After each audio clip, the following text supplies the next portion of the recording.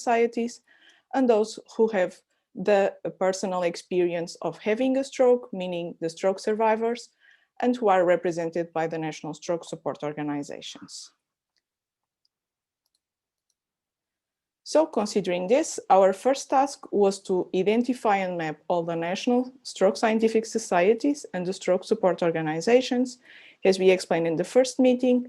And we did this by contacting a large number of stroke experts in these countries, requesting information on which were the national professional organizations related with stroke, who were the chairs of these societies, and then confirming this again in a direct contact with these societies, confirming that they were the representative stroke society in their countries, completing the information on other possible professional organizations related with stroke, and finally also making a brief inventory of the main features of these organizations.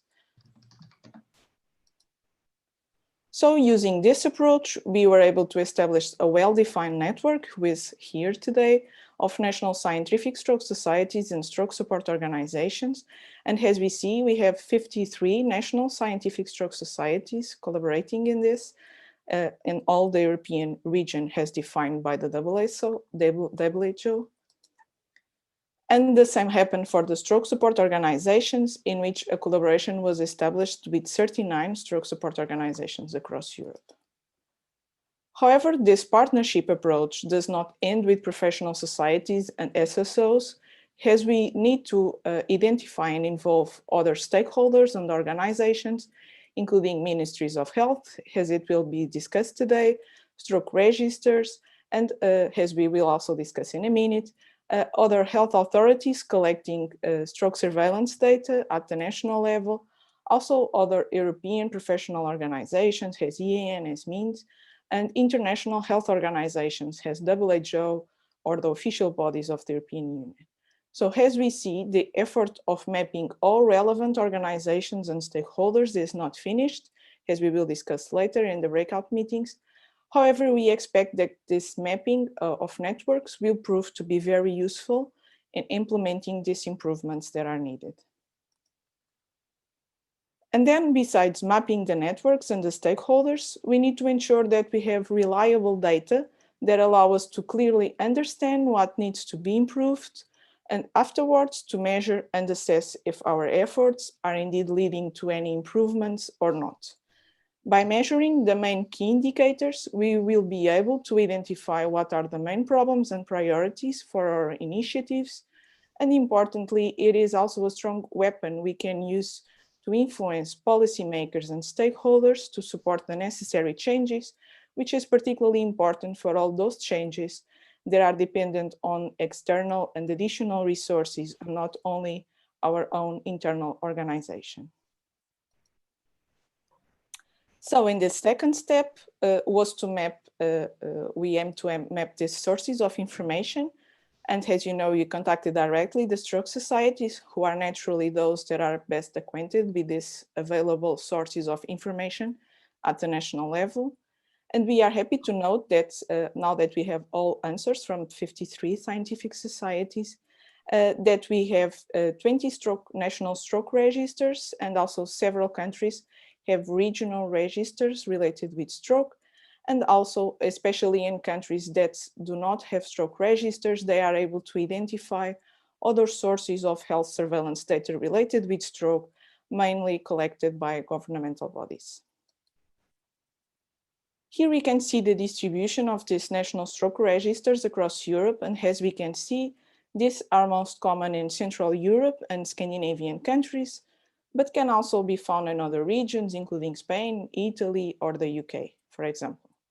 As we can see, also several countries, here shown in yellow, are planning the development also of new stroke registers, which is very interesting. Also, these registers have fundamental differences, for example, and just one of the possible examples, while most are independent national stroke registers, some countries, as for example, Czech Republic, are instead participating widely with a good coverage in international stroke registers, working almost as a national stroke register.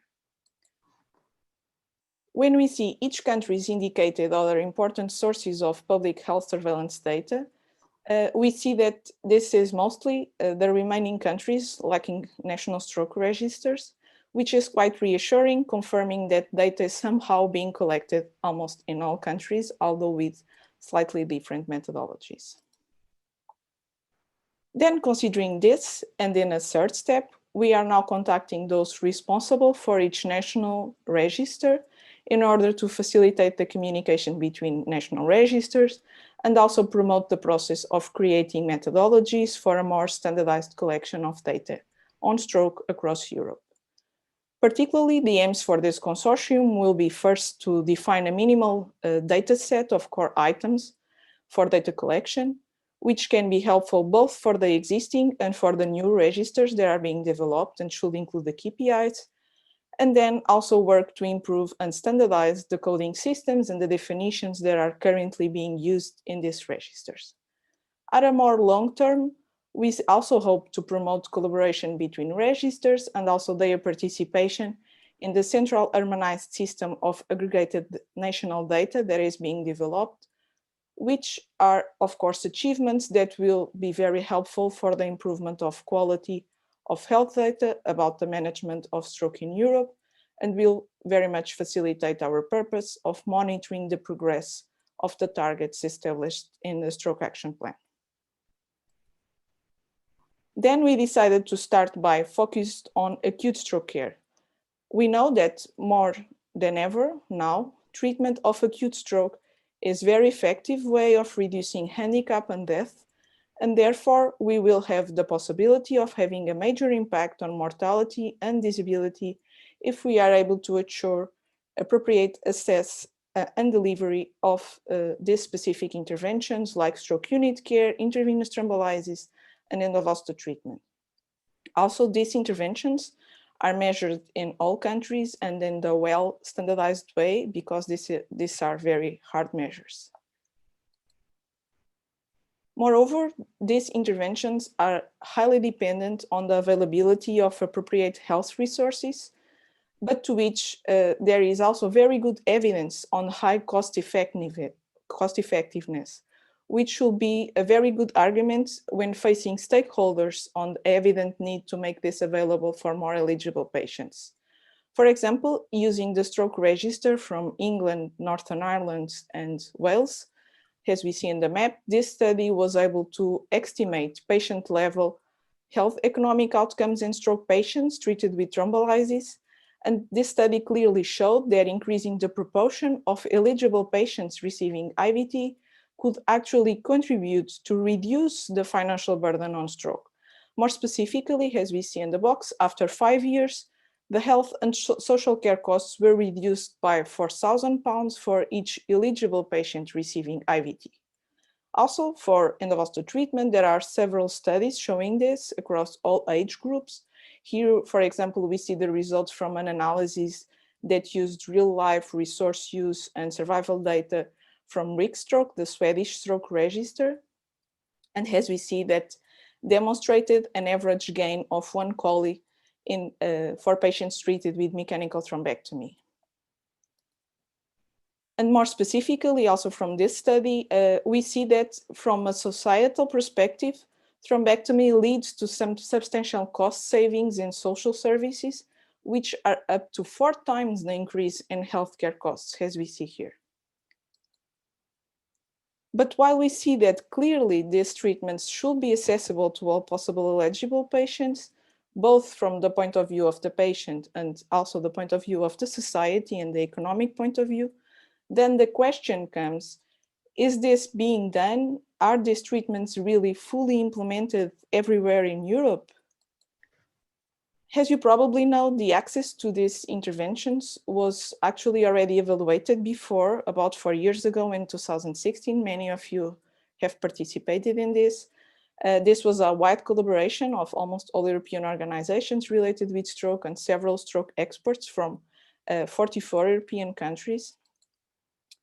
And as you see, in 2016, almost all countries were already able to participate, ensuring a very high coverage. And most importantly, the integration of this data confirmed that there were at this time huge disparities within the European region for almost all these variables. Starting with the stroke units, particularly the number of stroke units, as you see, the number per million inhabitants of stroke units had a great variation from less than 1 per million in several countries to up to 9 stroke units per million in, for example, Norway. And when we analyze the geographical distribution of these rates, we can confirm that Scandinavian countries have a high number of stroke units, which can be also explained by their specific geographic features, but still the very low number of stroke units below 1 per million, as we see here, shown in dark orange and red in several South and European and Western countries, cannot be explained only by a more favorable geography or number of beds. It should be associated with lack of access to stroke unit care for many patients. And what about delivery of intravenous thrombolysis, which, as you see, is a very important treatment.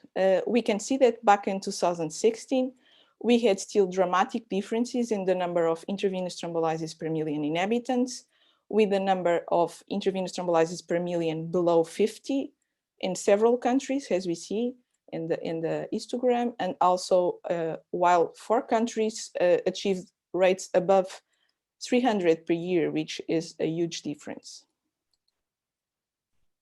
And if we analyze the proportion of patients with incident ischemic stroke receiving intravenous thrombolysis within 1 year to account for the differences in the incidence of stroke, we see exactly the same, with many countries having rates below 5% of ischemic stroke patients, while others reach 20% of patients treated. Differences that are so dramatic that cannot be explained only by specific patient features or contraindications for thrombolysis, for example.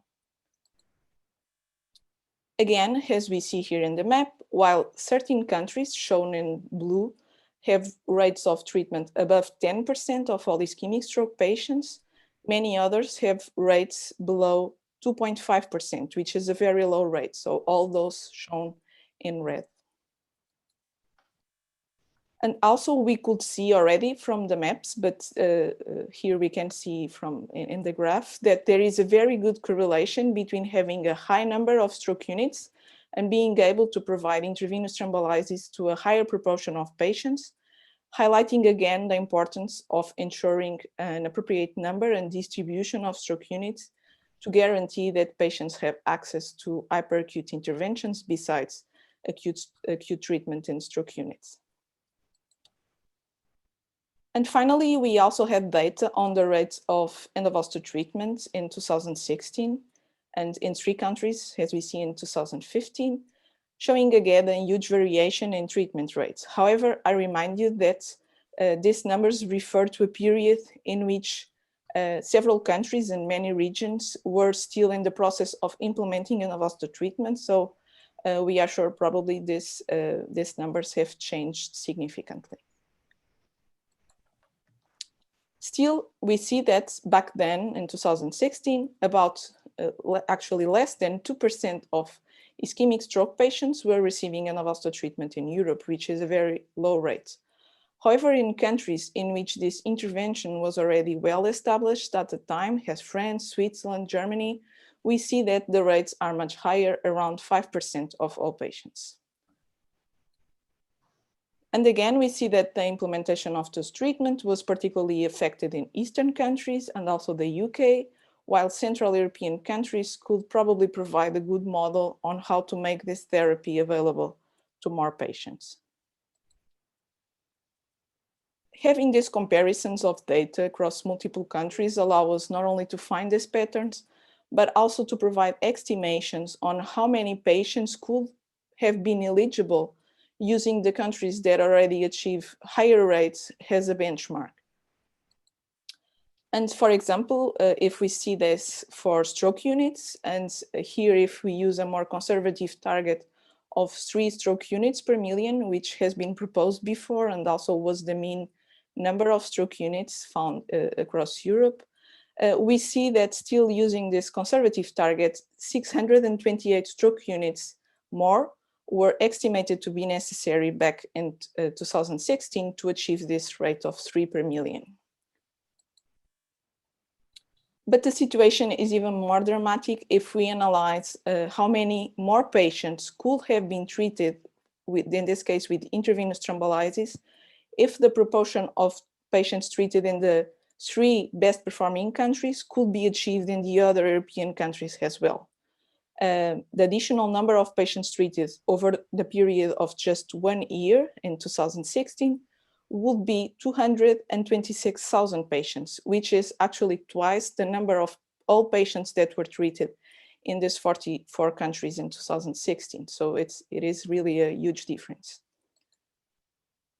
And as expected, the numbers are also dramatic for endovascular treatment. If we estimate how many patients could have been eligible and missed the treatment, even if we consider the conservative rate of 5% of all ischemic stroke patients, which was achieved in the higher performing countries. More specifically, more than 60,000 patients could have been left without appropriate treatment across Europe in 2016.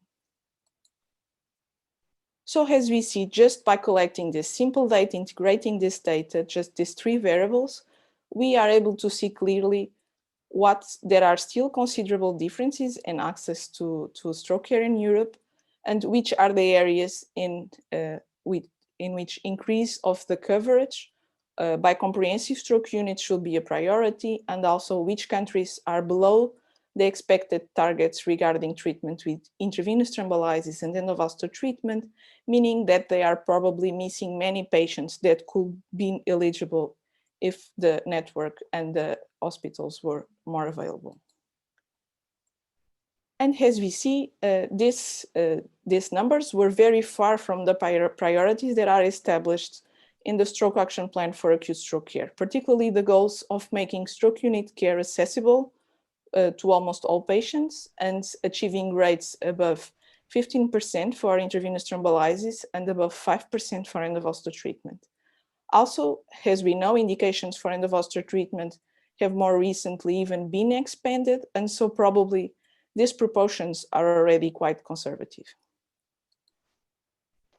So the question is now, how have we progressed since then in these 4 years? What about 2020, in which we are facing the COVID pandemic and the possible associated repercussions in the delivery of stroke treatments? How is this impacting our goals for improved stroke quality?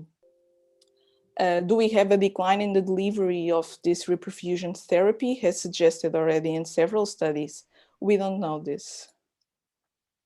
And so considering this, one of the next steps will be to collect and compare this minimal data set of variables that are very important to the delivery of acute stroke care in collaboration with all the Stroke Action Plan partners, and already in the beginning of 2021.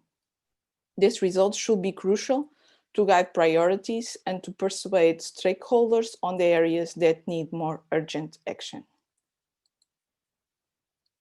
However, acute stroke treatment is, of course, just one part of the chain of stroke care, and several other aspects should be assessed progressively across time. And therefore, a clear plan for monitoring is now being defined in parallel with the creation of these networks of partners, both for data collection and then for implementing the necessary policy changes. Of course, we have to consider, regarding data, the important differences across Europe in the ability to collect this data and in the methodology, and therefore we are gathering evidence from multiple sources, which we hope we will be able to integrate, account for the differences, and make sure that we use all available data. And also, of course, and with the help of stroke support organizations, that our focus remains centered in the patient. So finally, to conclude, the Stroke Action Plan is an improvement plan, and our final goal is to implement and deliver the key priorities that are set out in this plan. But in order to be able to do that, we have to understand what is the current situation. We have to make a critical analysis, and we have to understand what are the main needs in each country, so that at the end we are really able to produce these recommendations and promote the most appropriate local actions tailored for this. So to achieve this, we must take a very coordinated action in which we define the crucial measures as we did before. We collect data to measure that, and then we take the actions towards improving these priorities. And finally, we should measure again to see if we are reaching these targets. But again, this can only be achieved by these networks that we are creating together with you, allowing this integration of the available data from all sources, and then supporting and empowering all the partners to influence the policymakers and to work together with the stakeholders to create the conditions to close these huge gaps that we still see between what is the guidelines and what is the real clinical practice for our patients. So as we review today, to accomplish this, we are mapping the current status and the progress made in the delivery of stroke care in Europe, using these sources of information and also ensuring that we can compare the performance indicators in all countries. And ultimately, we can contribute to create the conditions for the implementation of these improvements that will make the difference for the stroke patients. So finally, I would like to thank you for everyone involved today, for all your efforts to date, and also thank you for your attention, and we will be very happy to answer any possible question. Thank you very much.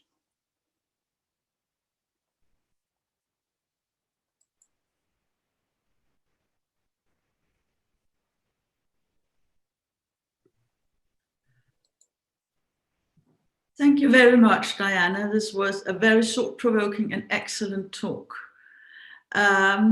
We now have a question and discussion round using the chat function.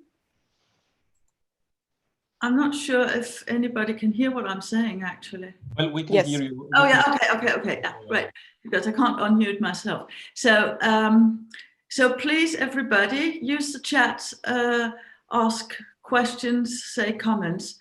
This is so extremely important, showing us the power of data. In the meantime, Diana, thanks for this very nice presentation. So you mentioned that there will be a survey. So what is the next email we, as members of the national societies, are going to receive?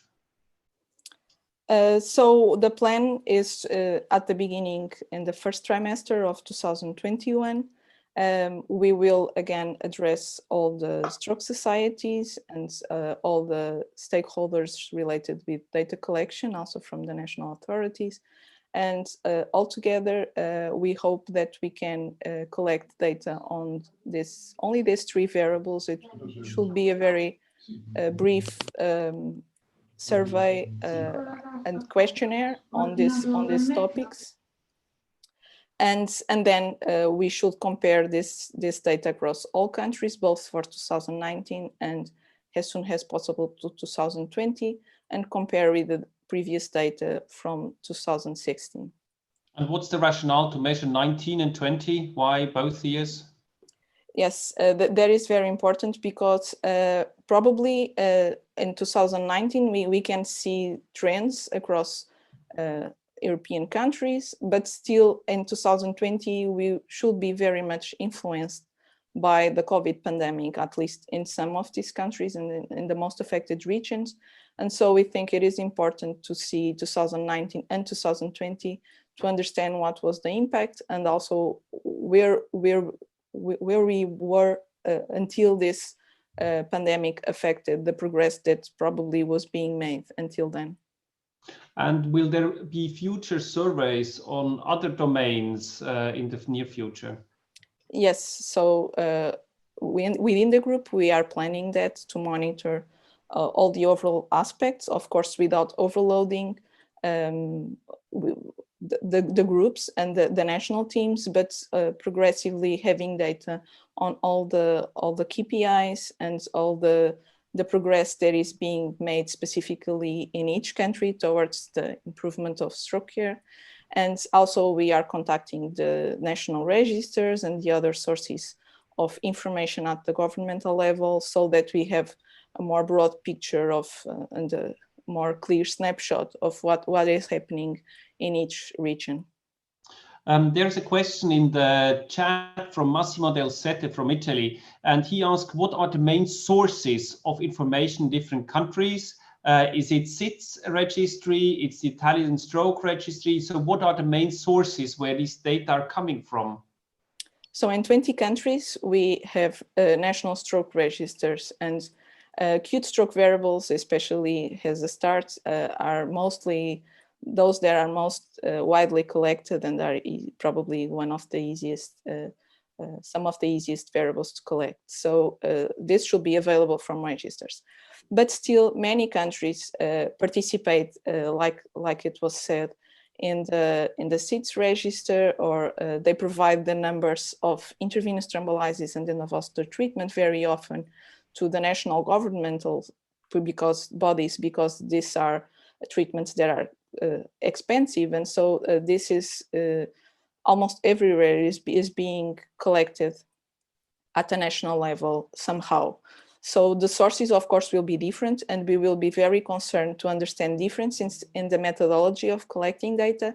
But what is important is that countries that still lack stroke registers, which many times are those that are struggling more also with stroke care, are not missed. So it is important that we have the best available information, that of course we account for differences in the methodology, but that we don't lose countries that have more difficulty in having stroke registers just because of that. We need to have a more broad picture as possible. That is our goal.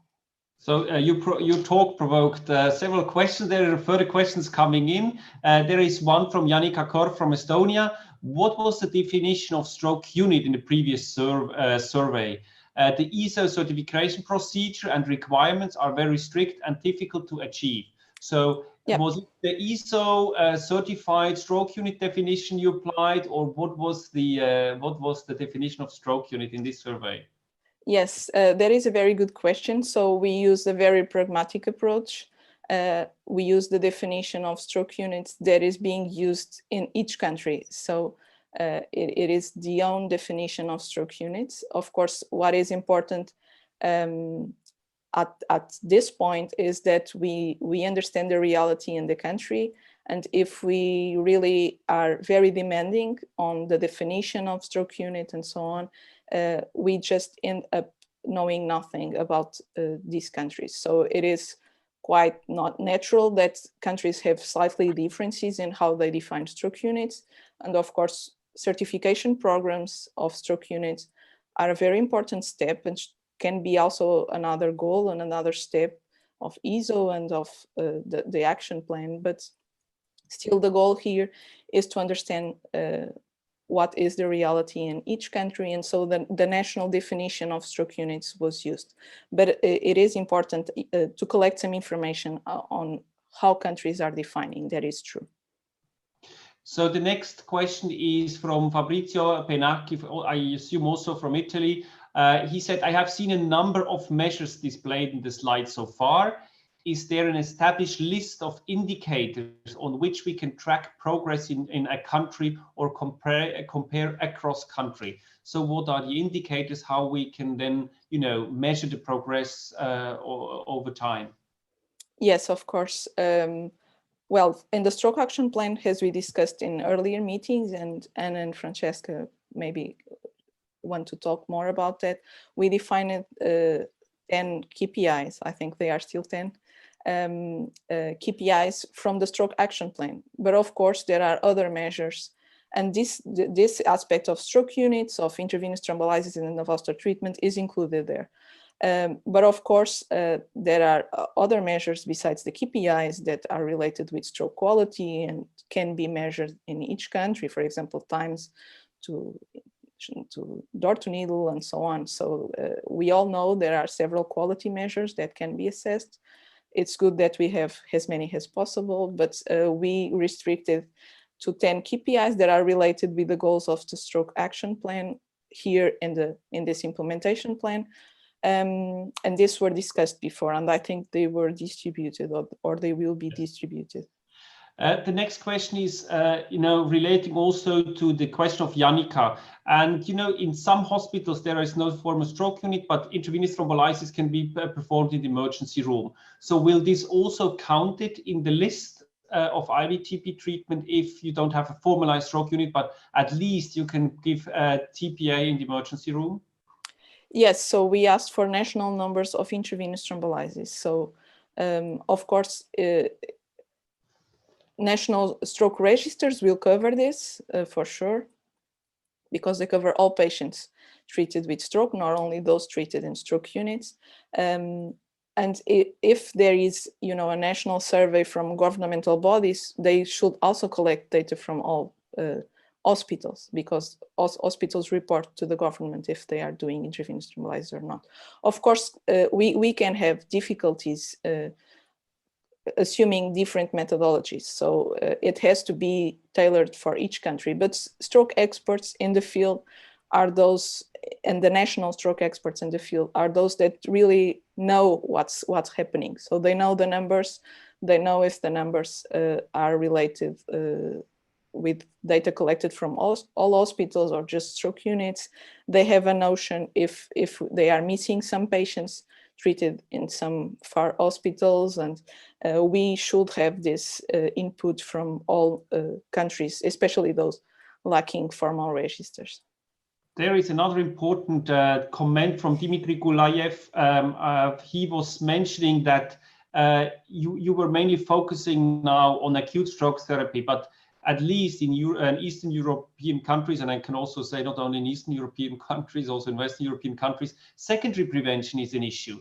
So will this be established or assessed as well in future surveys? And what's the plan? Do we have any data on that? Yes, so we do have some data also on that from previous ESO work, but this is of course much more difficult to measure.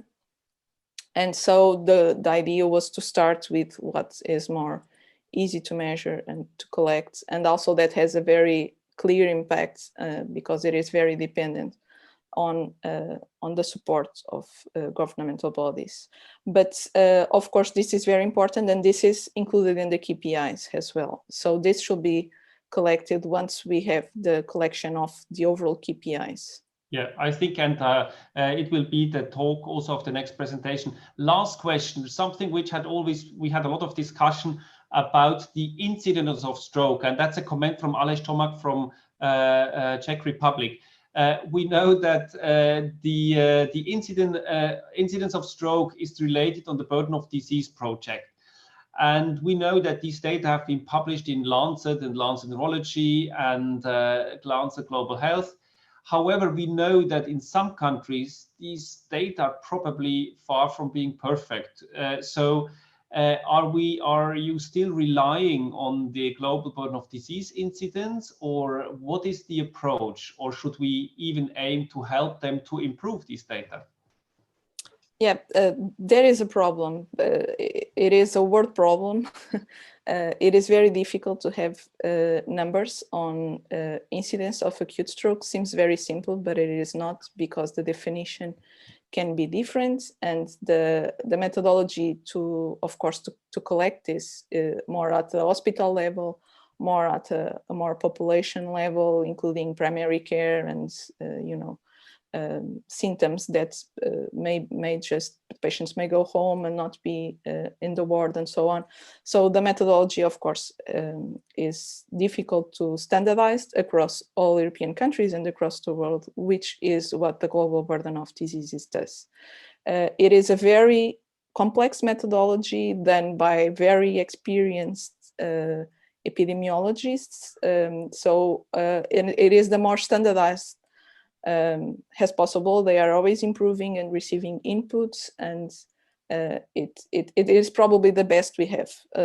There's no perfect solution for this type of problems. When we are collecting data from several countries in large areas, it will be always very difficult. There's no better answer than that. And so probably the global burden of diseases will be the best tool, but of course we are open to other suggestions. Yes, before handing over to Hanne, this is a personal announcement or a personal comment. I think if you realize that these data from the Global Burden of Disease report cannot be true in your country, please let us know. We are in very close contact also with Valerie Feigin, who is the mastermind behind the Global Burden of Disease stroke incidence papers. And he's very open to adjust and to change this if he has better evidence or better data. So please, if you realize that these data cannot be true and you have better data, please let us know. So I would now like to hand over to Hanne. Thank you very much, Urs. This is the next presentation on the program where I'm going to talk about the declaration and the KPIs. This document was sent out to you with the meeting material, and I'm sure that you've all read it. But the idea by also giving a presentation on it is to present and a little bit discuss the thoughts behind it, the ideas behind it. Basically, a declaration is some kind of a basic agreement between all stakeholders involved into something, which is a kind of a common agreement on what makes sense to us and on which we will all agree to work. Of course, we're very much aware that the situation, as also just explained by Diana, is very different in different countries, and some countries will be much closer to these aims than others, but the aims will be universal. The effort to be made to reach them will be different. The KPIs are meant as means to go there, also as explained by Diana. These 12 KPIs, which we are presenting in the document, are based on the action plan paper as produced by the large group of people who have been working on it. I would like to have the next slide, please. I just want to also share with you that there's just been an editorial in Lancet Neurology on our common project. This is also to show that how shall I put this? This is in relation to the declaration. This is about getting in to talk to stakeholders to make sure that everybody knows that we are working on this. And this was one of the things which have actually worked out, that somebody have seen us and made an editorial on us. This is, in my opinion, a very, very good sign for getting the declaration further out. And also just an introductory comment, when there will be plenty of time for discussing the contents of this declaration and the KPIs. This is the main topic of the regional breakout sessions. So we welcome discussion and comments after this presentation, but you have more time to think about this. And if something more comes up later after the meeting, please send us an email. Next slide, please. To walk you through this document, including both the declaration as well as the KPIs, this document follows the format of other comparable documents, including the South American Declaration on Stroke. Just if you have been wondering where we got the format from, we're following the format of others in order to make this document something people can recognize from other documents, so that the discussion will be based on the contents of it and not the format of it.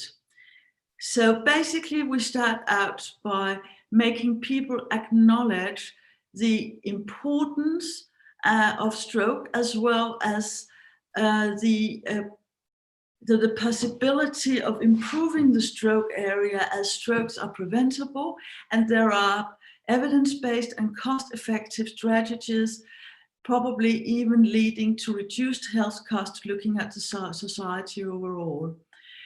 Then we state the overall targets of the action plan with the 4 overarching targets, which you all know, which is of course to reduce the absolute numbers of strokes in Europe, to treat 90% or more of all patients with stroke in Europe in a dedicated stroke unit as first level care, to have national stroke plans encompassing the entire chain of care, as well as to implement national strategies for multi-sector public health interventions. Next slide, please. We focus and underline that universal access in Europe to primary prevention strategies. We also underline that there's a need to establish medical and support society as well as stroke support organizations in each country in order to ensure that the right stakeholders are in place for this process. We also underline the importance of providing adequate evidence-based in-hospital treatment and care, as well as providing the option for secondary prevention, to provide adequate rehabilitation, as well as follow-up and support after stroke. And this really encompasses the entire chain of care. The last thing is that we also want to, as described by Diana in the previous presentation, just to ensure that a common European framework for reference of stroke care quality is established. Next slide, please. Based on this, the Stroke Action Plan document, we, after internal discussion, also very much including the SAFE represents in the group, we suggest 12 key performance indicators which are aimed to translate the targets of SEP-E into accountable measures. Next slide, please.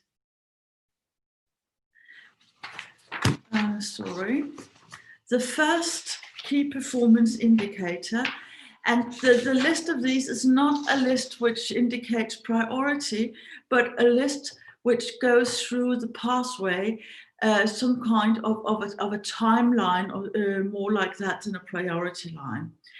The first key performance indicator is if a national stroke plan defining pathways, care and support after stroke, including pre-hospital phase, hospital first day, discharge, transition and follow-up, is existing or not.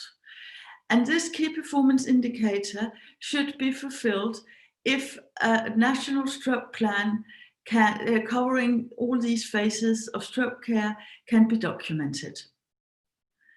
The second key performance indicator is that at least one individual from the respective stroke support organization will be involved and supported in an equal way during the development of each country's national stroke plan or stroke-related guidelines.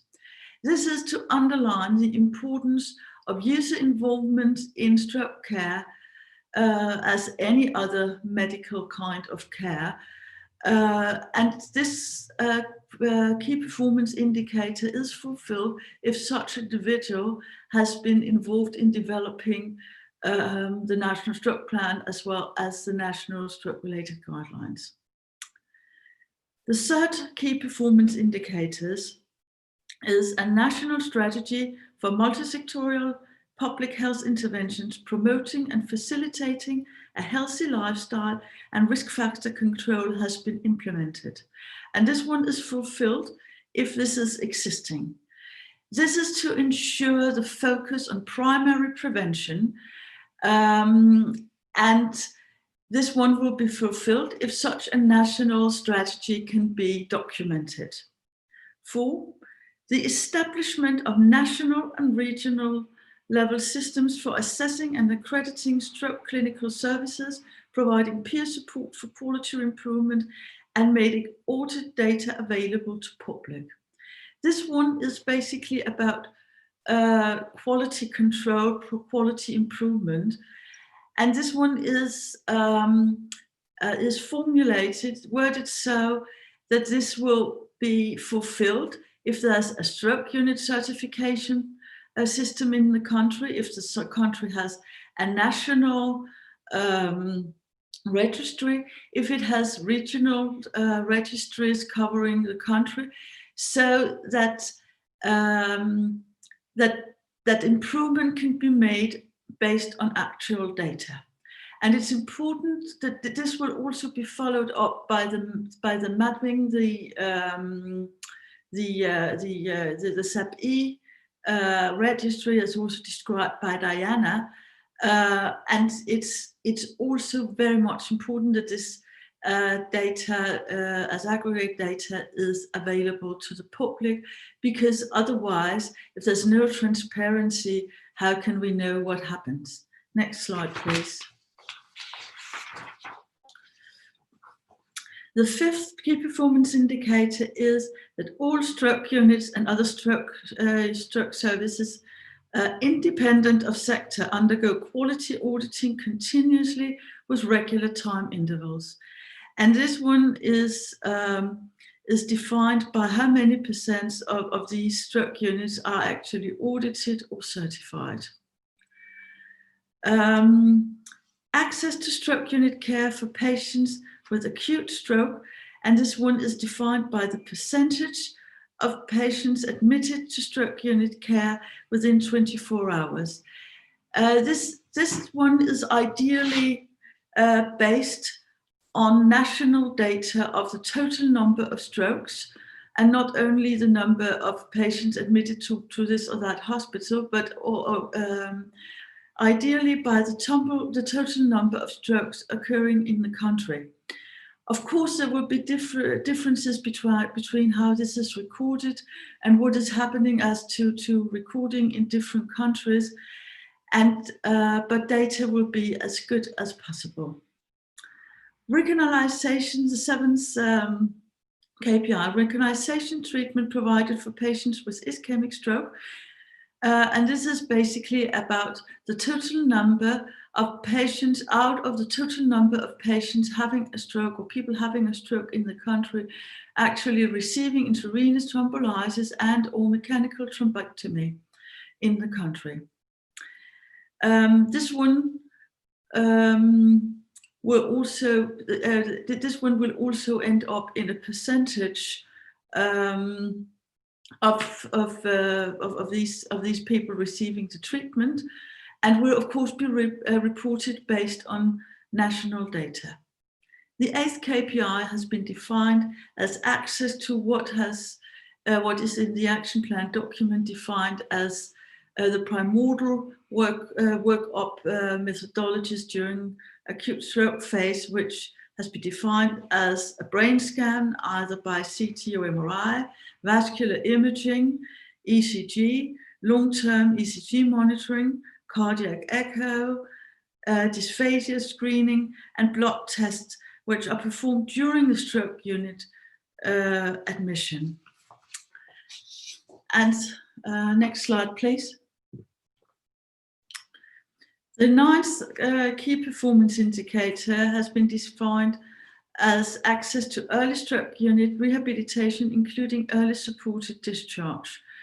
This is basically to underline the rehabilitation part of the stroke unit, that this is not only for medical treatment, this is also a rehabilitation unit, and this is defined by the percent access. 10.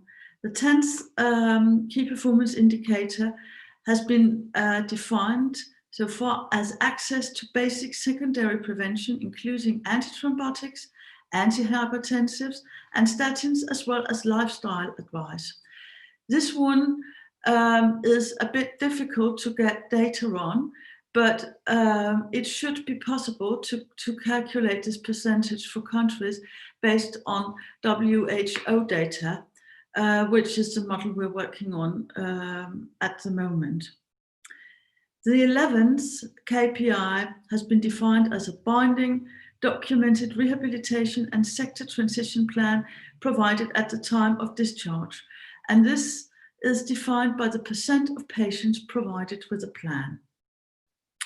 The 12th and last key performance indicator was defined as follow-up at 3 to 6 months after the stroke incident, including a post-stroke checklist, which is a defined document looking for the most common complications and in patients after stroke, and a functional assessment in order to simply to reach out and see, can people live their lives the way they are now? Do they have any kind of needs for further support, for further rehabilitation, as well as to refer the patients for relevant interventions if there's something that needs attention to. And this is defined by the percentage of patients with follow-up. All these key indicators are obviously ambitious.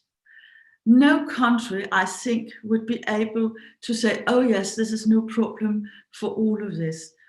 This is also, you need to take that into mind, that this is something which is to be, the Stroke Action Plan has set target for 10 years forward. So if this was something we could achieve by tomorrow, this was not ambitious. As to the level of percentages which are needed to fulfill this year's key performance indicator, this should be established by the countries' auditing committees, because in some countries, reaching 90% is something which is achievable. In others, there's much more work to still be done, and achieving 50% would be a sure improvement. And then that is the target for that country. And then next year, this one can be further increased. This is also, of course, to be discussed in the regional breakout session to follow later. Next slide, please. It's obvious from this that the national coordinators are the crucial key players in this, because we're reaching out to the countries. This is not work we can do as a committee. This is work where we can set up some common paths. We can lead a discussion so that we can find a same page to be on. But those who will be the key players are certainly the national coordinators, the ones who are in this room, if we were in a room, who are in this virtual space now. We are very, very much aware, as everybody else, that all countries are different. There's no one size fits all. And this is not just a question of economy, how we run our healthcare sector. This is also a question on who we are and our different cultures, because even though we're all Europeans and we have a common European approach to things, this does not mean that there's no difference between Germany, Italy, or Russia. Obviously not. We all know their differences, and this program has been, we have the visions with this program that this is something which can be made to fit for all countries. But certainly we will need a lot of input in this phase, in this rollout phase, as we already discussed, to make the last changes to make this work. And also we will need, for the next step, where we need to have contact to the countries in order to make them look at the declaration, to give the commitment to the declaration. We need the input from the national coordinators on how to do in their countries, because nobody will know that as well as you. Next slide, please. So just to go through the first milestones for the national coordinators. The first things to do are to perform a stakeholder analysis. Some of you will already have done that before, or simply know the field. Some of you will have a lot of positive input from this very comprehensive and thoughtful document, which has been provided by Dr. Pezzella and sent out to you. From that, you need to form a national SABI network in order to get into the national contacts, which will be needed to proceed further with your work. You will, as described by Diana and Urs, receive a survey later, which we will kindly ask you to complete in order to give us your input on how to best approach and communicate in your country to the Ministries of Health. Later, the next step will be to approach your authorities to ask for support for the SAP-E, including the declaration. And lastly, the next step you will be involved in will also include the national to provide the basis for making a national stroke plan. Some countries are already very, very far down this line. Others are just starting out. So this is an individual project for all. Next slide, please. It's important. It's important that you ensure that when you form your national SAP-E network, that you ensure that all national parties are involved and all regions covered. You need to think of both practical tasks like advocacy, healthcare professionals can recommend, but only patients can demand.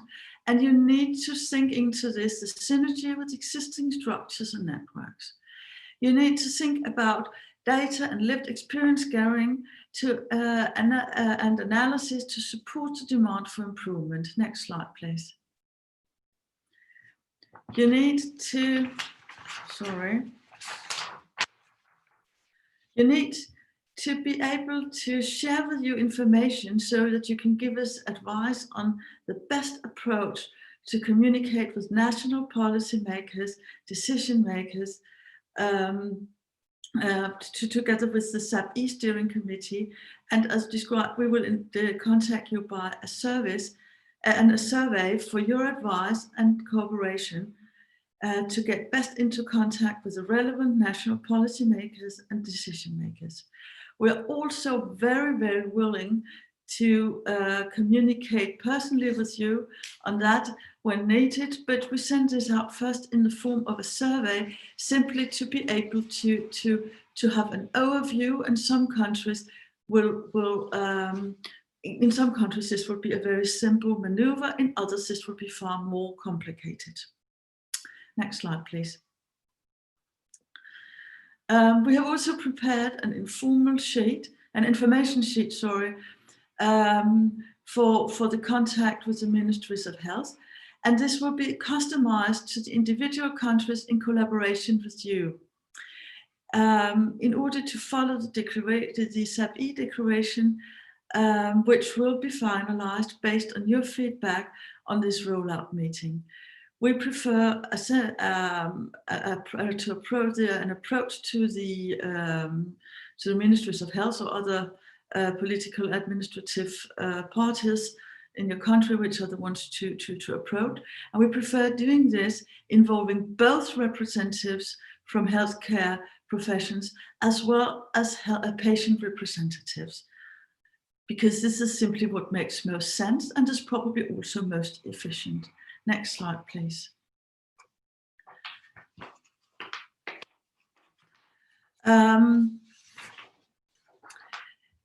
Later on, a little bit later today, in about 30 minutes, we will have the regional breakout session. After the short discussion which will follow this presentation, I hope to have a very fruitful regional discussion on what you think about this document and the KPIs, because we want to finalize based on this feedback. If you later after this meeting something comes to your mind, please contact us, because we want this to be as good as possible, and to do that we need the help and the feedback from all of you. Thank you. And now I give the word to Urs, who will lead the question and answer session, looking at your chat questions. Actually, I'm doing it together with Diana, and also Francesca will help us. So far, there haven't been that many questions in the chat. Please use the chat function. Please let us know it's really important that we are interactive. That's the occasion to ask your question to Hanne and all the team. Hanne, thank you very much for this great presentation. So what do you think is the most challenging step now for the future? Will it be to build up national societies or national collaborations? Will it be the interaction in between the societies? What do you think is the most challenging part of it? Oh, that is really a difficult question. I think there are a lot of challenging parts in it. And I think that we will all meet kind of different challenges in this.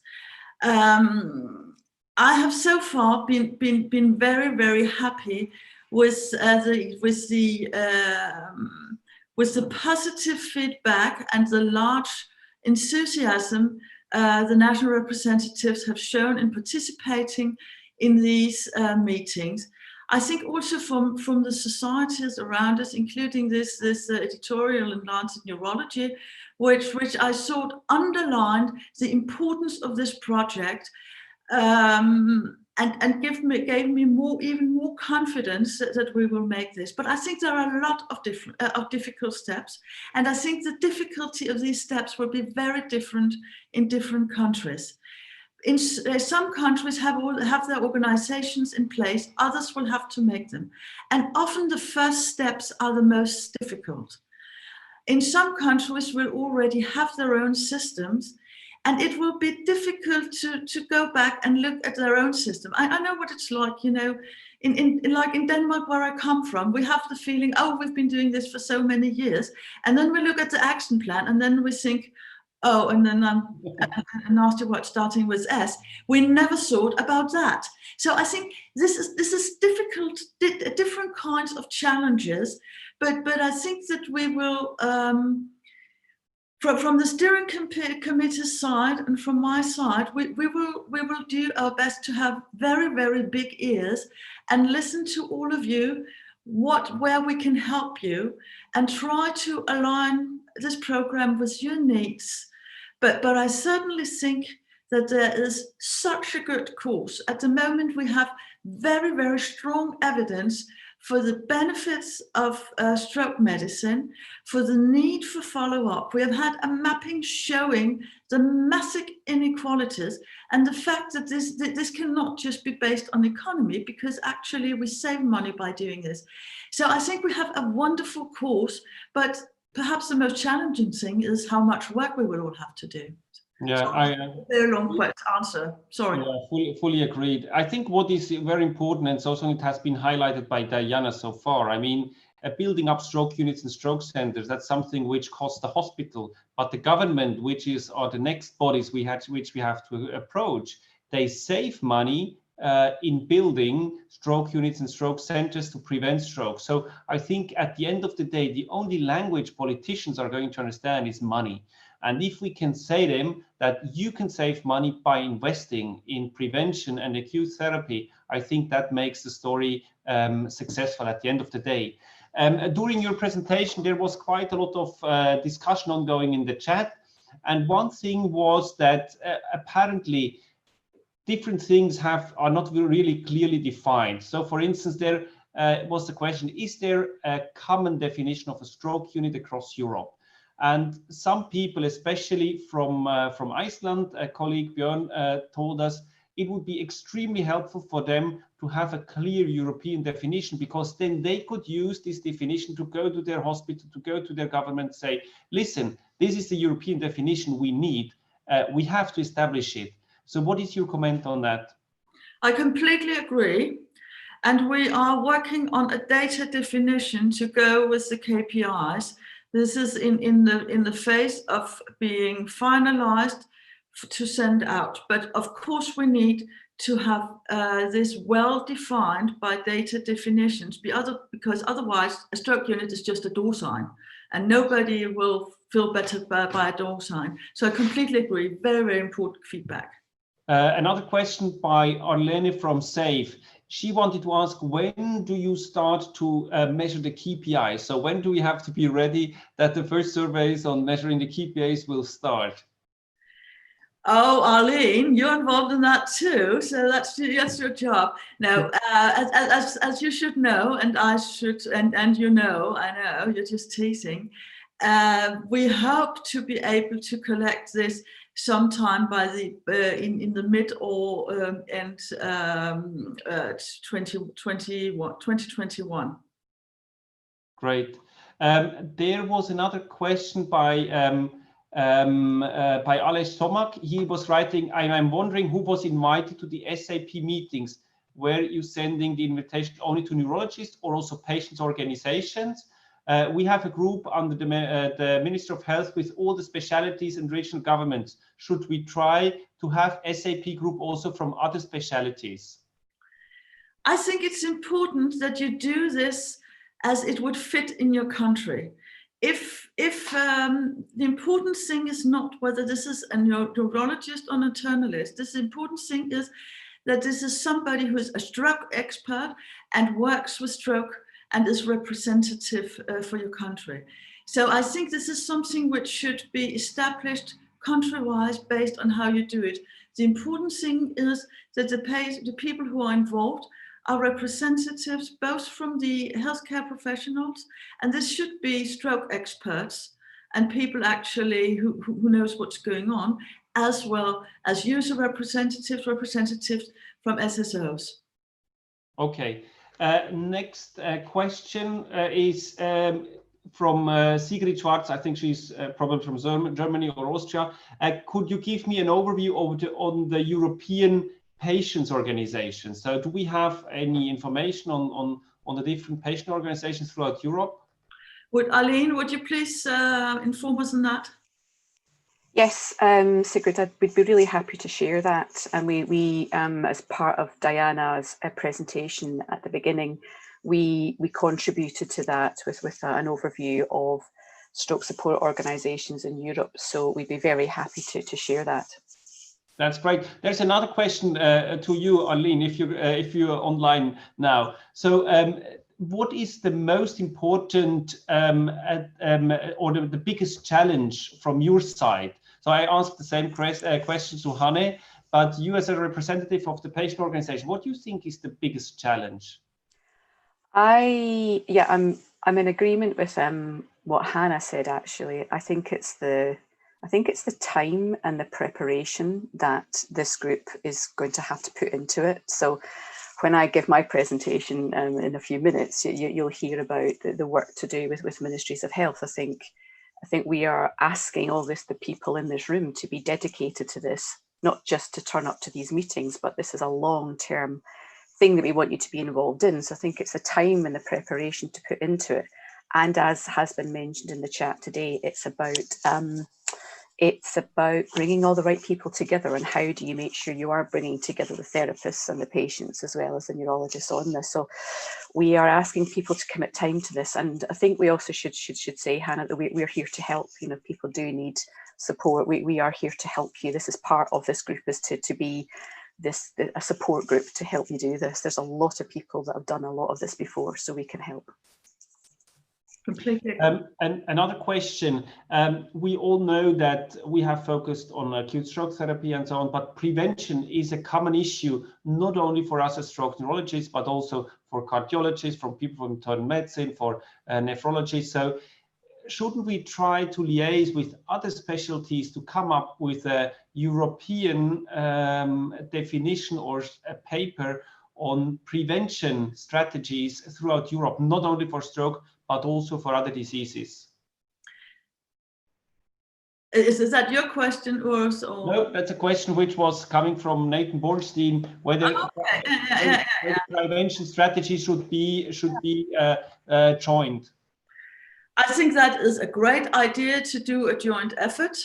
I would be happy to work with that, but I don't think we should work with stroke prevention in order to set up a collaboration, but it would be a great idea to set this up and do it at the same time, because when you give somebody, secondary prevention after a heart attack, you also prevent a stroke. So so of course, yes.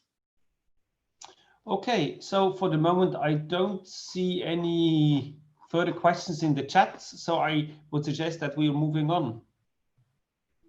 Yes, please. So now it's my pleasure to give the word to the co-chair of the SABI steering committee, Arlene Wilkie, who will give us a talk on how to involve the national ministries of health in this process. Please, Arlene, thank you for preparing this talk.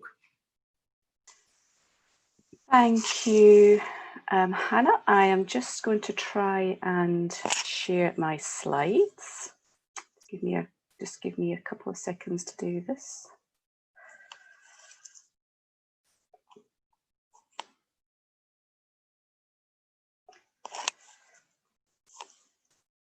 Give me a couple of seconds.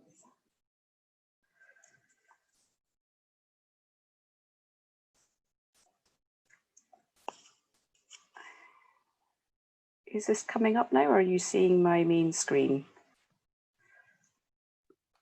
I'm seeing your screen. Okay.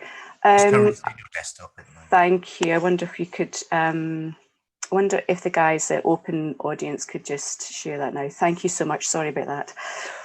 We did test it earlier, but I failed again. Sorry. So today I am here giving you this presentation. Bo Norving was supposed to be giving this for you today. Unfortunately, he couldn't be here. So between us, we prepared a presentation that reflects our experience. And between us, we've got 30, 40 years of experience of doing this. And I think it's about our reflections, considerations on how to do this. So I'm honoured to deliver this today on behalf of Bo, and hopefully this will stimulate some conversation in the meetings that we're having this afternoon. Next slide, please. So this is my busiest slide, so don't worry, they're not all going to be as busy as this. I think our first question is why do we even need to work with national ministers and ministries of health? We have the Stroke Action Plan for Europe, and in it has a lot of great stuff, but we cannot just depend on our stroke professionals, our stroke professional organisations and our stroke support organisations to implement this. It's not possible. Within the Stroke Action Plan, there again is a lot of information in there, which could be translated into guidance only, but there's more to be done. We know that some countries are implementing the Stroke Action Plan in their countries, but it's not been fully implemented in any country just yet. We know that each country it's able to make its own final decisions on its health services. So we need country-specific actions. We also know that hospitals and regions could set up their own approach to stroke care, which could lead to inequalities within a country. So what we need for the implementation of the Stroke Action Plan is a coordinated national leadership approach.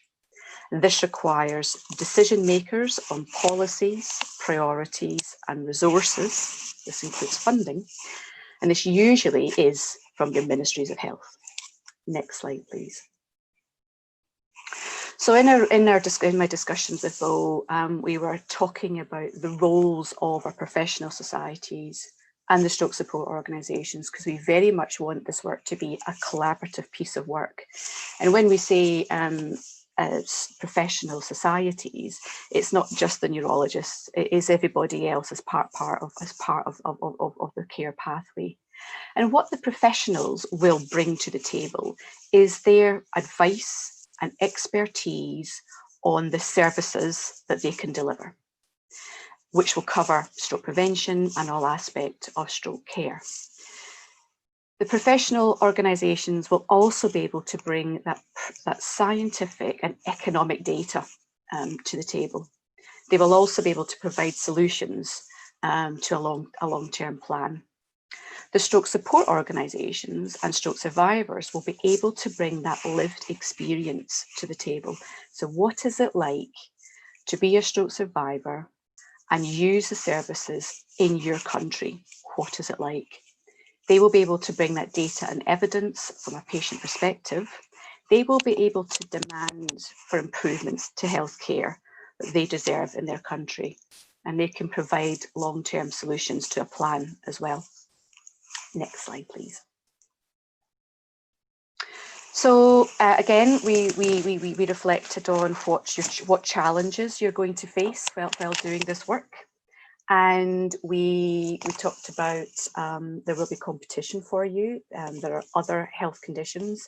We have COVID right now, but post-COVID, there are other health conditions that will compete for your time. There are general elections that happen regularly, and there'll be ever-changing contacts. So you may establish one contact, but there will be changes, and that will also that will happen in your work. For most of us, we haven't worked with politicians before. It's not our day-to-day work, and so there may be a nervousness or an uncertainty as to how to deal with our politicians. And as Hannah and I said, another challenge for you will be that establishing and retaining contacts and communication. The time to prepare, the follow-up, and keeping up the pressure. It is a commitment, and it is something that I will reflect now on the next couple of slides.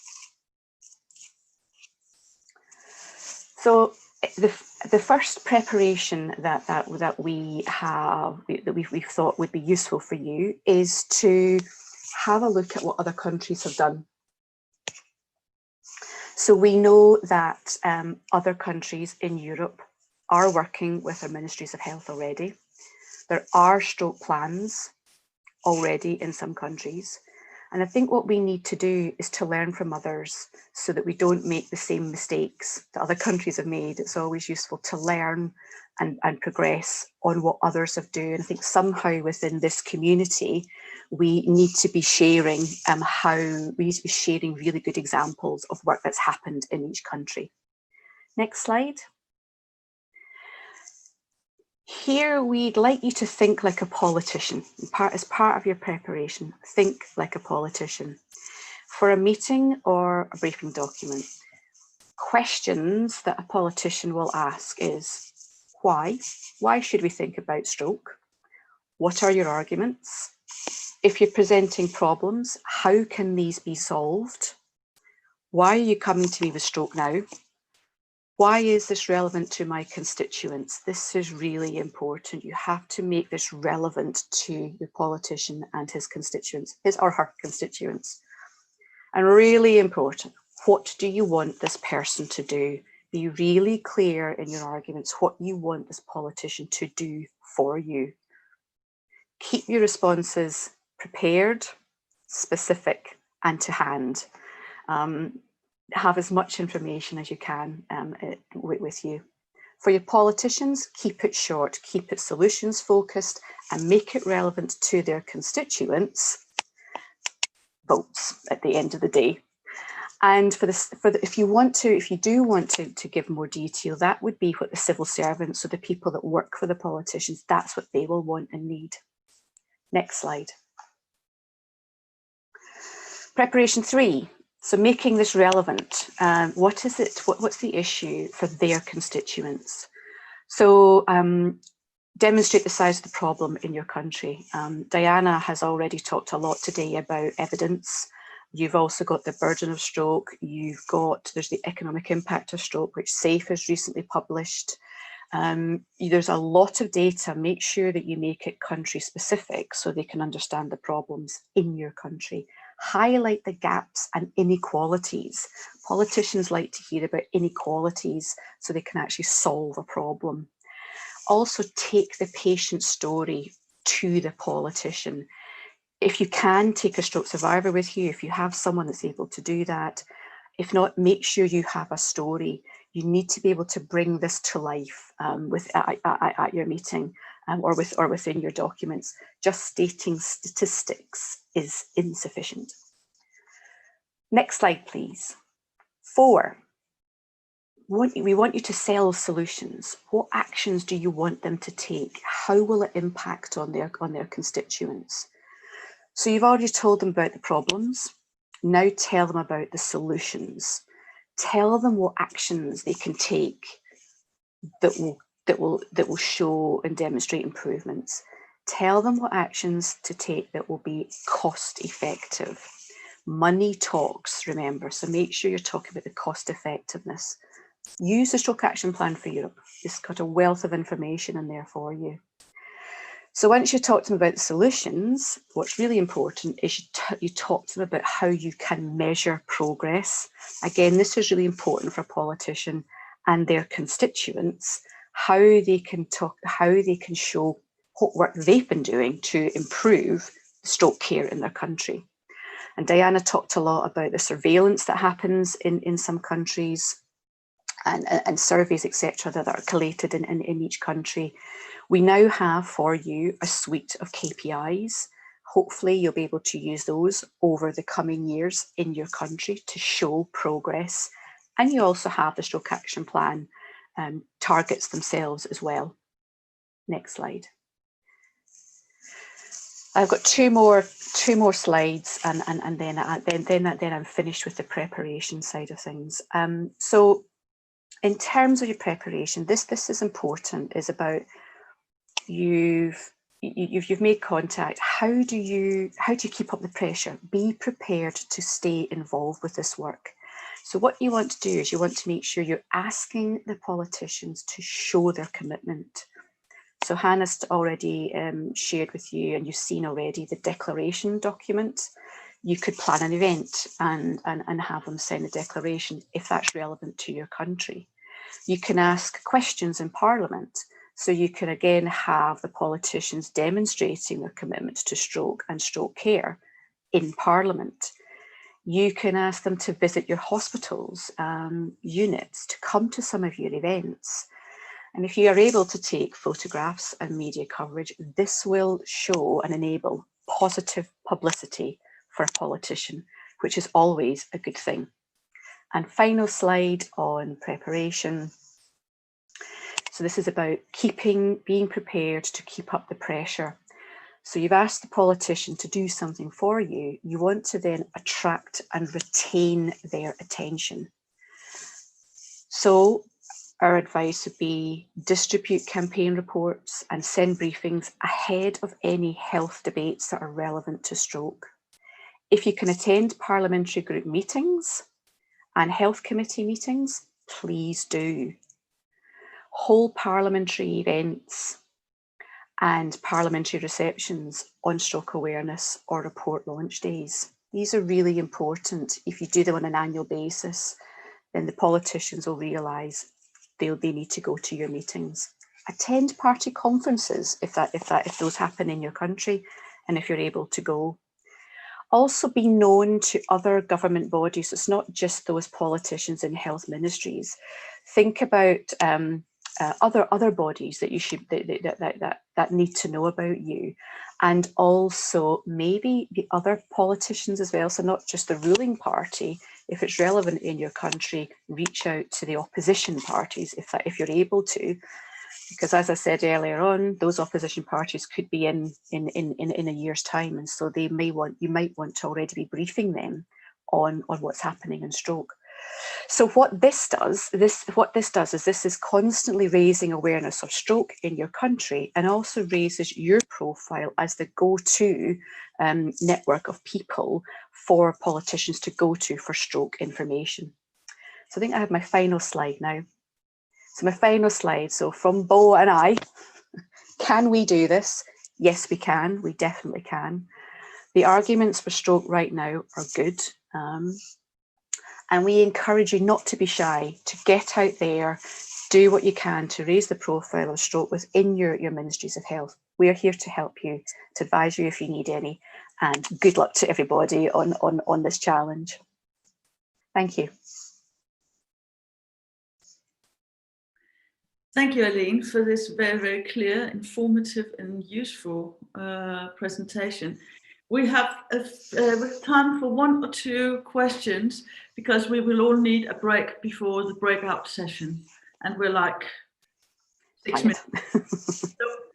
So, was Diana, Yes, we have a few questions. Thank you very much, Arlene, for this very wise and experienced advice. Francesca Romana Pezzella, who is also very experienced in this discussion with authorities, she asks, the European Union Health Platform is a collaborative tool that makes easy for European Commission services and health-related interest groups to communicate and work with each other. So how do you think it could help the Stroke Action Plan for Europe, and more at the European level? How should we deal with this? I think it's a really good question, and I apologise for my hair. Sorry, I saw this. If you couldn't hear me earlier on, I'm really sorry, everybody. So I'll cut my hair off next time. I think it's a really good question, actually, and what we're discussing today and in previous discussions has been around the work that national coordinators, societies, scientific societies can do in their country. And Francesca's right, there's also work to do at the EU level as well. So SAFE is part of the EU health platform. And what we can do is, when there is data and evidence and work you want us to promote to that platform, we can do that. I'm also just delighted to let everyone know that SAFE has recently appointed a part-time policy manager. And one of our pieces of work will be around how can we raise the profile of stroke at an EU level. And once we have more plans set out for that, I'd be delighted to share that with this group, so we can see that we're working at a national level, but also there is work to do at an EU level as well. Thank you very much. We have another comment from Peter Kelly. An important message for politicians is that the costs of social and nursing home care are high, and substantial savings can be made by investing in stroke. Acute health managers often are not interested in savings from social care costs, so we need to target at a higher level with this message. So this question of the societal costs versus the healthcare costs, what do you think about it? How should we present this problem?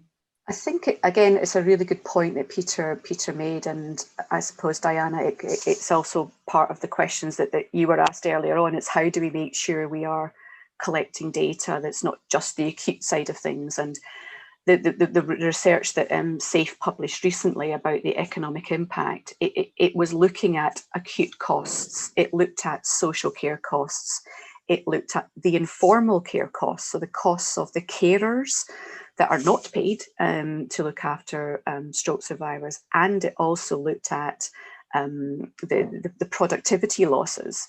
So when people can't work because they've either passed away or are unable to work because of their stroke. So I think you're absolutely right. We have to make sure we're looking at the whole package of costs and not just one aspect of it. And maybe that's something that the implementation committee can think about as well, as to how do we do that across the whole pathway.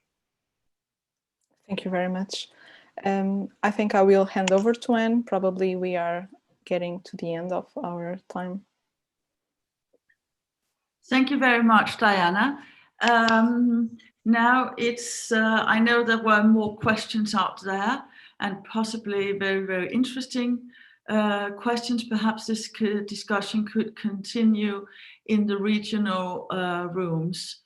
Right now we have 10 minutes break for stretching legs and having a coffee. You just need to stay on the same connection and you will be automatically redirected to your regional breakout room.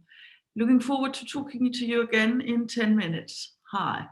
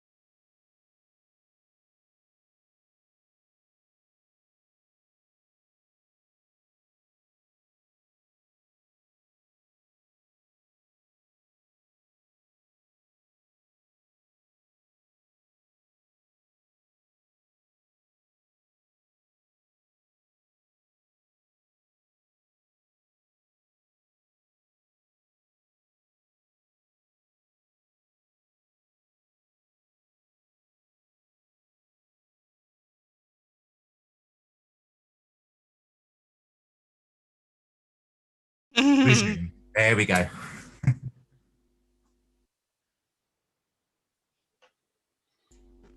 Right. So breakouts will close in 10 seconds and counting. I'm going on mute now.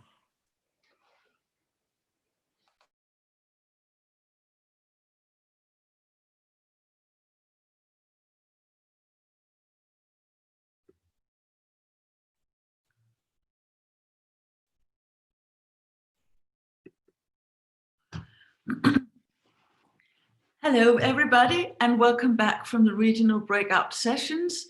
I hope that you had a good discussion in spite of the technical problems we encountered. I would like to give the word to the representatives from the four breakout sessions. So first, I would like to give the word to the presenter from North.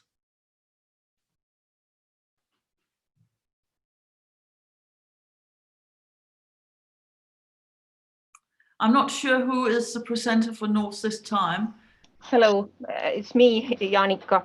But unfortunately, I have that PowerPoint in my another computer. But I just read you the conclusion. We discussed the declaration and KPIs in many countries, and most representatives agreed that the declaration is good, and there were no special suggestions. And the declaration is, of course, general, and every country have to their own plan. But most of the representatives say that there are inequalities in countries, and in most of the countries, mostly the rehabilitation, because of rehabilitation is there are inequalities. The representative of UK said that, of course, the COVID situation has worsened the access to rehabilitation. All representatives pointed out that it is very important to have patient organizations in countries, and in some countries already they have a good patient organization who have access to politicians and decision makers. For example, Iceland and Denmark. In some countries, already some regulation have been set or arranged. For example, Latvia has already official definition of stroke unit, and they have audits every year, and they have set national pathways for rehabilitation. And in Lithuania, there is a cluster stroke system working, and there is a new arrangement that all strokes have to be centralized, treated in stroke centers, and this is the same as in Estonia. And according to the KPIs, the representative from Ireland said that they are important, and they generally cover a whole pathway, and everybody agreed with this opinion. So and mainly all representatives said that the contacts among politicians, between contacts with politicians are very important, and we need to convince authorities and to have which KPIs are important. This is our main idea, and most of the representatives agreed that the declaration is good, and also the key performance indicators.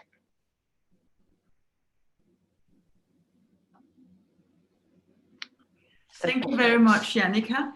I was so busy noting down all your everything you were saying. Yes, I can send you my presentation afterwards. This is Yes, ready, but I was not able to. No, it's so quickly. fine. If you send it to Catherine, like we can circulate it. Thank you very much. Then I would please like ask the representative from East. I think it's Ala Gutta, but I'm not sure. Who are representing East? I'm here, Valeria, so I will present something, but I have the same problem as Janica because I joined a little bit late. So we discussed... I just joined, Valeria. I just joined, so sorry. Okay, good. I was on the first part and Valeria was on the second part. Okay, we do half and half. So let me start and then you can take over. Is that okay? Yeah.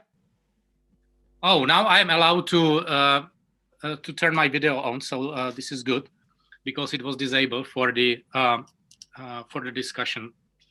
Okay, so we discussed stakeholders, involvement of the stakeholders. I think that many countries actually have a good communication or established communication with stakeholders, such as Czech, Ukraine, Poland, Georgia.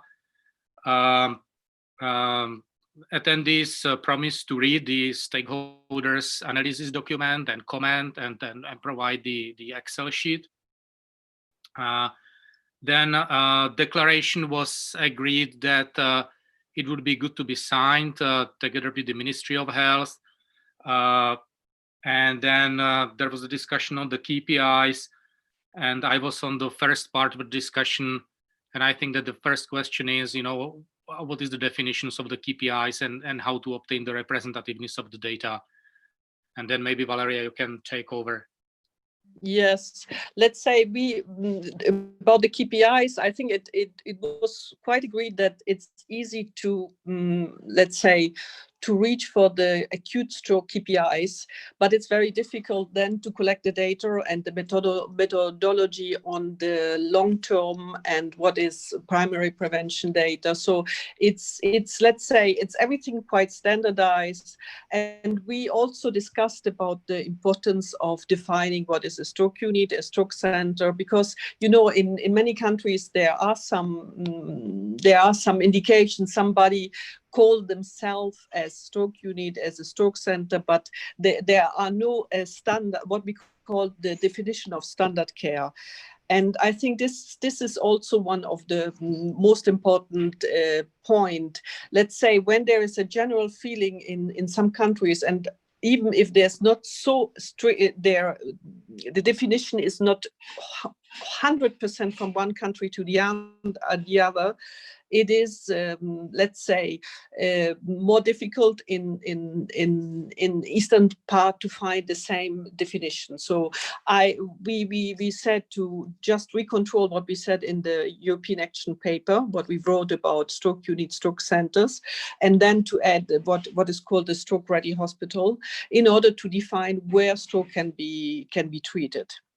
And we discussed also briefly about the disruption of COVID, how these KPIs will be impacted now in this period. Probably that need, even when you're talking about KPIs, even it will not last forever, but at least a small paragraph on this needs to be added. So, and let's say these are the most important conclusions of our group.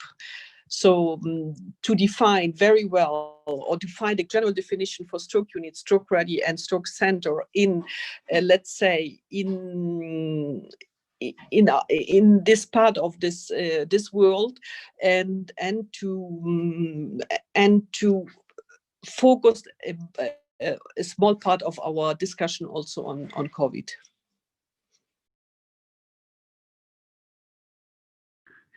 Thank you very much, Valeria and Robert, for this very important input from East. Now I would like a representative from West to talk about what you discussed and concluded. Yes, Anna Caterina will present the discussion. We had, I think, a very interesting breakout session.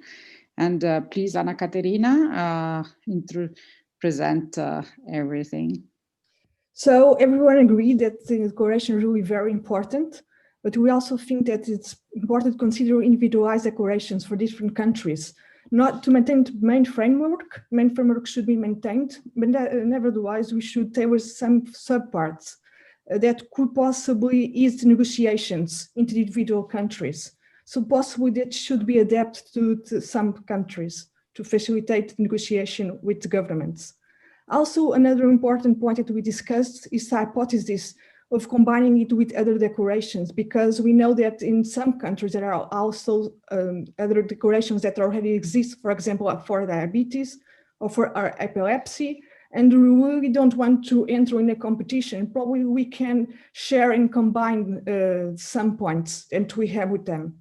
Also, what we also agreed is that we need to have an extensive lobbying before probably having the declaration signed. There's a lot of work to do. We need to do a lot of work. There's a lot of action needed before having the declaration signed. That's what we think also. Also, and therefore, the European Union and national institutions may therefore play an important role in promoting and signing the declaration.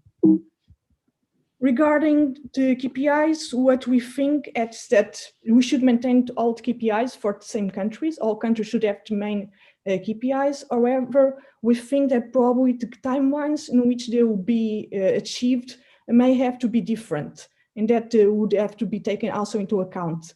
Regarding specific KPIs, regarding KPI 9, we have a suggestion. Instead of stroke unit rehabilitation, substitute that in the text for early rehabilitation. And the reason is that in some countries, there are no specific SU rehabilitation after the acute phase in acute hospitals, because patients move to different rehabilitation resources. So to try to homogenize it for every country, we suggest to do this specific change. Also, we also recognize that the KPIs reflect work that was invested from different professional patients associations, and this was really an asset that really improved the KPIs. Also, we also talked about how more research is needed regarding the life after stroke subject to help to support the KPIs.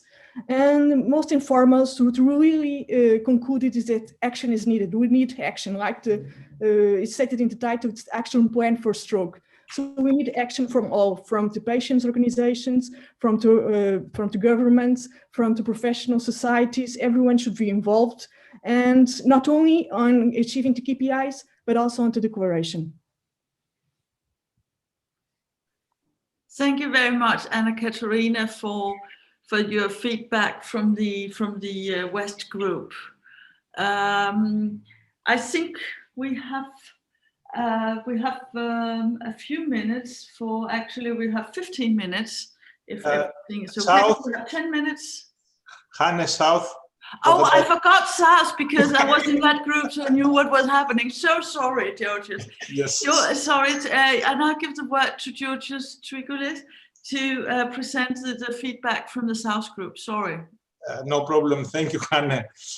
So last but not least, I want to discuss with you our thoughts from the South. And briefly, there was one representative from Israel, from the Israeli Stroke Organization, 3 from Greece, the Hellenic Society of Cerebrovascular Disease, Hellenic Alliance for Stroke, which is the stroke support organization, Hellenic Neurological Society, 3 representatives from Italy regarding Italian Stroke Patient Support Organization, Italian Stroke Society, and Italian Society of Neurology. There was one representative from Cyprus, which was a stroke patient support organization, and we heard the good news that also physician societies will be included in the SAPI, and they will be joining these efforts from Cyprus, from the Stroke Patient Support Organization. There were 2 representatives from Slovenia, one from the Slovenian Neurological Society and the other from the Slovenian Stroke Support Organization. 2 from Croatia, 1 from Croatian Stroke Society and Croatian Patient Support Organization, and then there was 1 representative from Serbia from the Stroke Patient Support Organization. With regard to the suggestions for improvement of the declaration, the Italian perspective was suggesting that they will prepare a multidisciplinary document that will cover and the entire spectrum of stroke management in Italy, including rehabilitation, and this will be aligned to the SAPI, to the Stroke Action Plan and the declaration. A similar document has been prepared in Israel in 2015, but there were some constraints in the implementation, and there were gaps in the communication between scientific societies and governments regarding definition of the stroke units. And the execution and implementation of the National Stroke Plan was suboptimal. So from the part of Israel, it is believed that the current declaration of SAPI will be very helpful in executing their National Stroke Plan that has been signed with the government in 2015. Croatia is optimistic in implementing the declaration and the stroke and the SAPI because many officials in the Ministry of Health have a neurological or neurosurgical background, and they believe that this declaration should also clarify which medical society should take the lead in the process of implementation. COVID-19 unfortunately may limit the implementation of SAPI in Slovenia and Serbia, where currently stroke physicians are taking care of COVID patients. Nevertheless, they believe that the declaration is very helpful in improving and providing legacy to push forward for the improvement of Slovenian and Serbian stroke care. Cyprus suggested that the declaration should stress the potential collaboration between the public and private sector to cover the entire healthcare spectrum in the country, and we need to take into account that in Cyprus there are more private than public stroke units. Finally, Greece suggested that SAPI declaration should also address the issue of individualized acute stroke and rehabilitation therapies in frail and older patients, octogenarians in particular, as well as in patients with multiple comorbidities, and also the process of digitalization of stroke healthcare services can be further addressed in the declaration. With regard to key performance indicators, unfortunately, the group did not have time to discuss this in detail because there were also some technical issues with regard of sound problems. Nevertheless, both the representatives of Italy and Israel mentioned that they were satisfied with key performance indicators, while Greece suggested that digitalization of stroke healthcare services at a national level should be included in the KPIs. Thank you. Thank you, Georgios, and once again, my apologies. Now we have time for a discussion based on the chat, and I think that Diana and Francesca will moderate this. So please come forward with your question or your comments. Thank you very much. And yes, while I would really invite everyone to write in the chat as even thoughts and any kind of comment, because we are saving these and these are very important to us. I would like to again take one of the points that was that emerged in the discussion in the West Room, which is the importance of the collaboration at the international level and at the national level of the stroke support organization and of the professional organization. This seems to be really an asset for the action plan and maybe really a transforming point and take us to and help us to challenge the institutions and commit them to the to our program. I see there is some people has of course to leave because time is it's difficult to somehow to stay connected during the working days.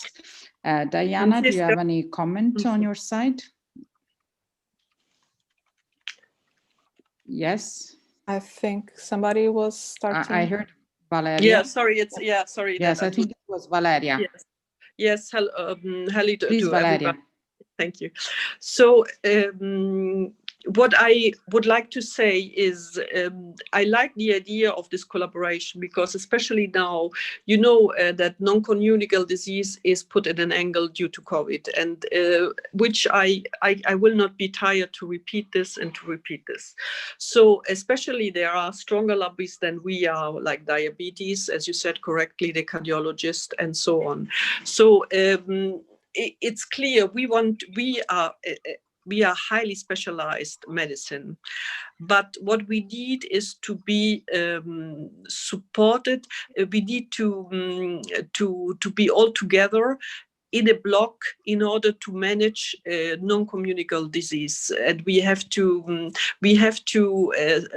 find a way to put it again at the top of the agenda, because I'm really afraid that everything, and you never hear speaking about stroke or cancer or whatsoever, because now everything is less important and everybody is talking about COVID. So to create this alliance with the different parts, it's for me the crucial part of success. Thank you, Valeria. Thank you. There is a comment from Jad Kaira. He asked, we would be grateful for our comments concerning workforce vacancies. So actually workforce and plan how to address this. This is very interesting, but it's probably at a national and regional level. What do you think, Anne and Diana and the others? I think it's very important to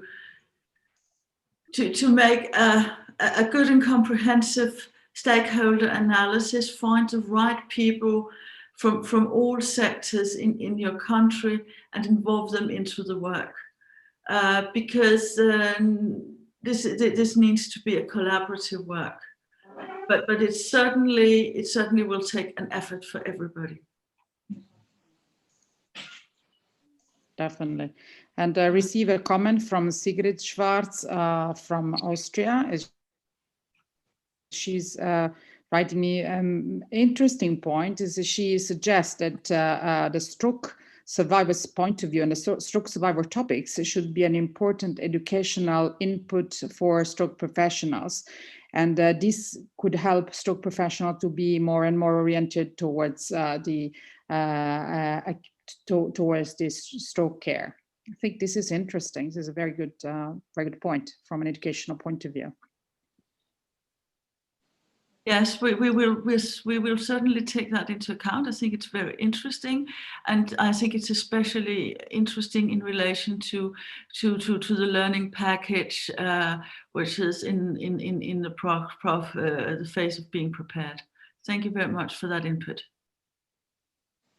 Yeah, there is a learning package in process, as Hanne said. So it would be very important for us also to receive your inputs on this. And what do you think it should be? It should be in this learning package, and how you would and how it should be organized, and towards what we should direct our attention when preparing educational material. And there is a subgroup of the committee, of the SAPI committee, working only on this. Is Christina, Theo, and Valeria are also working very much on this point.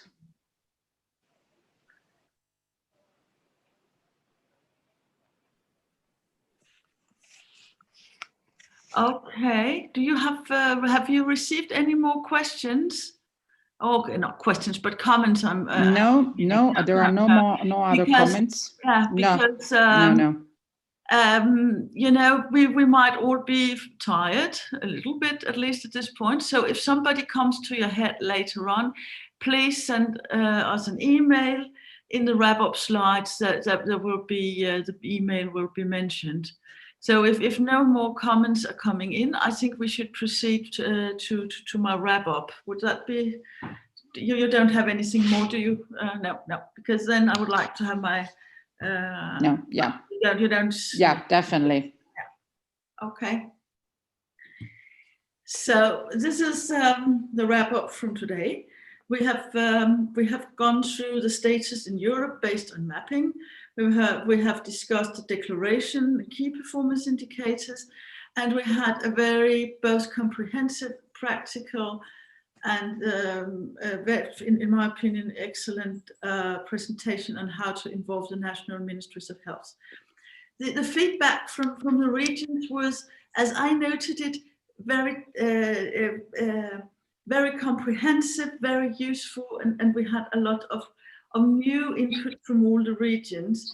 Just to go through it again, from the north, Yannick Curve talked that the north had been discussing the general acceptance, that there were different problems in different regions, but in north there was a lot of focus on the rehabilitation, or rather lack of the same.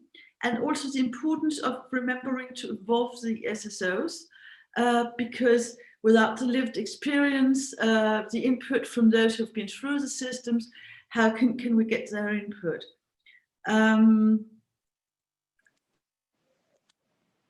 Another point which I thought was very, very important from there was that we have to work on definition of the stroke unit. That was actually the stroke unit, something which went through from all the regions. From the south, one point was that we should underline that this is about all patients and not patients in one sector like the private sector or the public sector. And that also we need to get the definitions on paper, definition on stroke units, and that we also need to follow and audit results. Further, that it was discussed that we need further focus on digital health and the old and the frail. From the east, as presented by Robert Milukik and Valeria Caso, there had been a lot of discussion on data quality, which is obviously something which will affect how the what we can do about key performance indicators, especially as to primary prevention and long-term after stroke. There was also East was discussing the definition of stroke unit, and suggested that we used the definitions already written in the Stroke Action Plan for Europe paper, which is also what has been planned. So this is really great. The West had been discussing if we should have more individualized declarations, which could be made to fit for each country, and also that perhaps we should, instead of having just a stroke declaration, we should work with others, like work with people within epilepsy or other acquainted areas in order to have a common declaration on this. The West also suggested that we change the KPI 9, so that we took out stroke units from the stroke unit rehabilitation and only set rehabilitation, because this is the status in some countries at the moment, so that no countries felt lost in this. So basically we had a lot of very, very useful feedback. I would like you to turn on to the next slide, please. Yes, thank you. Where you also see the email, to which I would kindly ask you to email if you have any more, if something comes up after the meeting. At least that happens to me all the time, so perhaps other people also work that way. The next rollout meeting will be on January the 19th at the same time. Please remember to register. We will send out a link for that. I also put up the link for the action plan homepage, where you can also find the recording of this meeting and of previous meetings, if you want to share this with a colleague or otherwise. And further, you will find other information which is put out there. This homepage will be updated and streamlined during the process. So far, it's just a bulk of documents, but still very useful. And what should you do now when you go home? You should start looking at your stakeholder analysis. We sent out before this meeting a document describing how to do this. This may be useful, or you may have your own means of doing it. You should start thinking about creating your national networks, so based on this stakeholder analysis, so that you can prepare yourself to work. And you should also be prepared for another survey from us in the time of January or something like that. From our side, we will continue with the general work, and specifically, as somebody asked, we will start, we will work on finalizing declaration and KPIs based on your feedback. And after that, this will be sent out to everybody. And after that, the next step will be contacting your ministries of health. I want to thank you so much for again participating into this meeting and making this really, as I see it, a very, very fruitful event. I have learned a lot, and I'm very, very happy for your feedback. I think this will be great. Thank you so much, and seasonal greetings for everybody. Bye. Hi. Thank you, Hanne. Thank you. Thank you. Bye-bye. So Bye, by this everybody. we can close down. Thank you. the meeting. Thank you. Bye. Bye. Thank you, Hanne. Bye. Bye.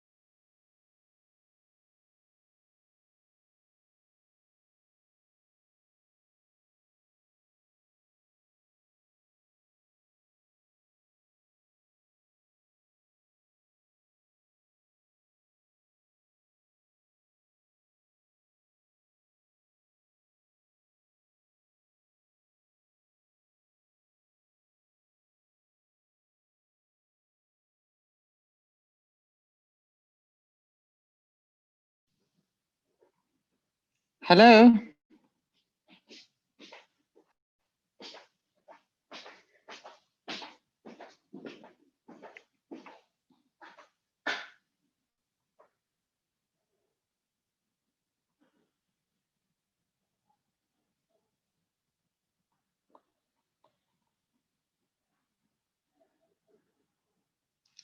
Hello?